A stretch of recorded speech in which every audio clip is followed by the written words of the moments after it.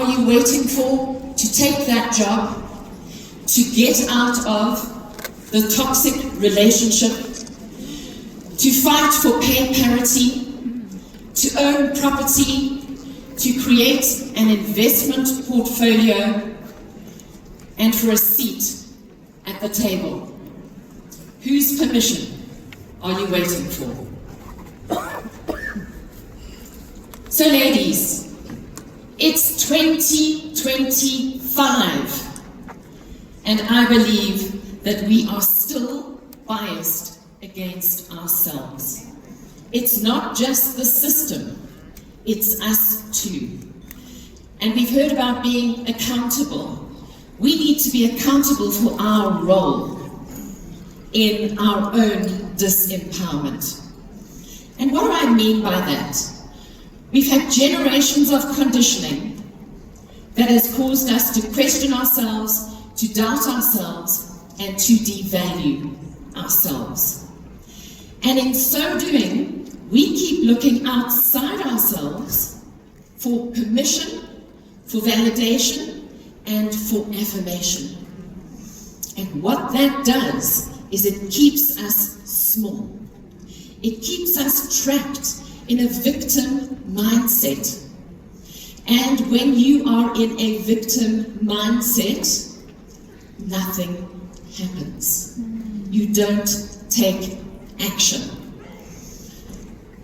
So what is the missing link in what I'm talking about today? Because we can have the best attitude, we can change the way we view the world, but we have to take action.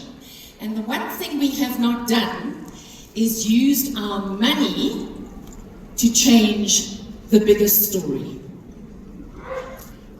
And money and wealth does not have to be noisy and flashy and militant. But money is the way we can reshape our empowerment story. So I'm going to share a whole lot of my experience around money and mindset shifts and what changed my life with you this morning.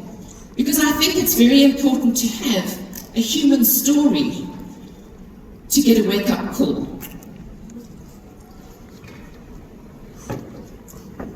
So my wake-up call, that came the year I turned 50. I'm now 58. That was just a couple of weeks ago. I have my Leo twin, Shadi Chowki, sitting over there. Shadi, you stood up just now. We're both born on the 25th of July. But my wake-up call came at the age of 50. That year, 2017, was an incredible year of celebration. I turned 50, my mum turned 70, my dad turned 80, my eldest son graduated from university, and my youngest son was matriculating. What a year! Until it wasn't. So on the 18th of November 2017, my family and I were victims of an armed home invasion that took place just about 7 kilometers from here. And in that armed home invasion, my husband, Simon, took a single shot to the heart. He was murdered. It took exactly 6 minutes from the time the intruders entered our home to the time they left. And time was divided into 2 parts, before this and after this, and nothing would ever be the same again. Simon and I had been together for 28 years. We'd been married for 26 years. We lived in the same home for 23 years. We were Mr. and Mrs. Consistency. And we had these 2 beautiful boys, Ryan and Matthew, who were 22 and 18 at the time of our attack. 1,000 moments that I took for granted, mostly because I assumed there would be 1,000 more. So I was not left a filthy rich widow. There was a lot of collateral damage, mental, emotional, and physical, as a result of my husband's murder, as you can imagine. But there was also an incredible amount of collateral beauty. And by that I mean possibilities and opportunities that appeared in spite of or despite my husband's death. And one of those things was really my financial awakening. Because I actually had to go back to work. I was not left a filthy rich widow. We had small life insurance policies on each other. These were not wealth creation instruments.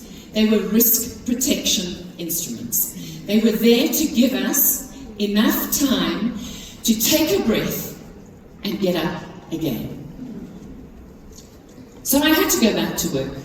I needed to reposition myself, rebrand myself, because now I was a single mum, a widow, and the sole breadwinner. I needed to double my income, chop chop. My husband left a very small pension, and as I said, a very small life insurance policy. So my financial awakening was really about my worth. I needed to embrace what I was worth in order to earn more and to earn what I was worth. Thank you. And this is a very important statement. So I'm going to share with you some common traps that I experience, that I'm sure that you experience on a regular basis yourselves. Because me, I'm just one of you. And we all experience these things. So some of the common money traps. Because I was married, my husband had a salary. In fact, our salaries were almost identical, except he was employed. I was an entrepreneur running my own business, which meant I got to write off a whole lot of stuff for tax. But I needed to double my income. Because we were married, and because of my generation, this was the second salary. Anybody in this room earning the second salary? It's just a mindset. And because it was a second salary, I was not fighting to be paid what my male colleagues were being paid. I was being paid between 50 and 50% less than my male-speaking colleagues, even though I was just as good. I was always negotiable. Any client could ask me for a discount because I was just the second salary. I wasn't holding on to my worth. I did not have any wealth creation investments of my own. Our investment strategy was deeply flawed. If there's money left over at the end of the month, we'll invest it. Well, ladies, you know there's never money left at the end of the month. There's always more months left at the end of your money. Especially if you are raising children. And of course, because maths was my Achilles heel at school. Money's complicated because it's about numbers. Anybody else didn't like maths in the room? Right, most of us probably. Okay. But what I've discovered post my husband's death, because I've made it my business, is that money is not complicated. And building wealth is not complicated. So,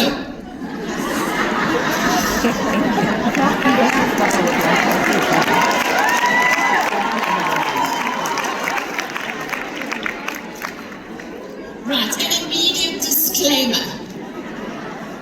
Firstly, I'm not a financial advisor. Secondly, whatever I tell you from here on in is not financial advice. Go speak to a financial advisor about that. Thirdly, it is my lived experience. And fourthly, I am pro-men. So, but a man is not a plan. Ladies, 80% of men will die married, and 80% of women will die alone.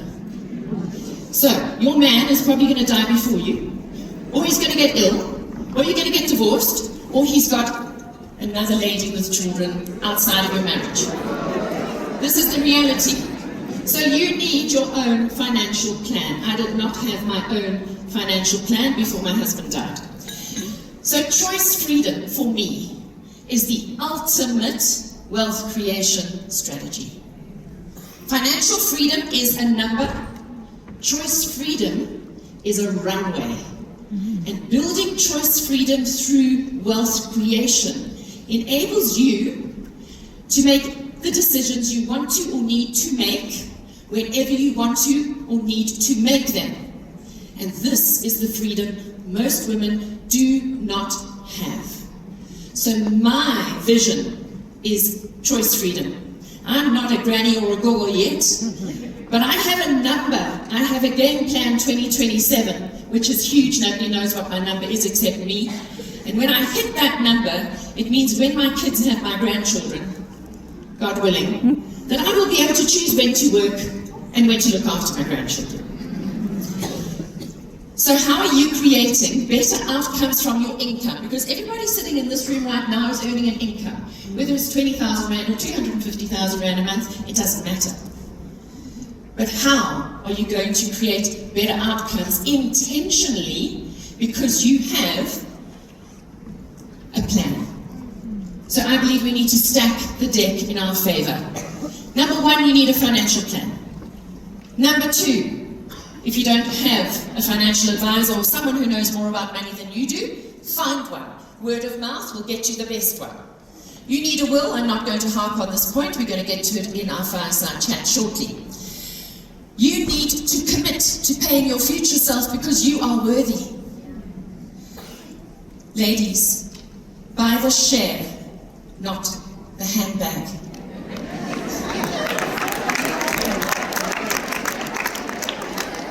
That Gucci or Prada handbag that you paid 20 or 40,000 Rand for is not going to love you when you're 75, and it's not going to feed you.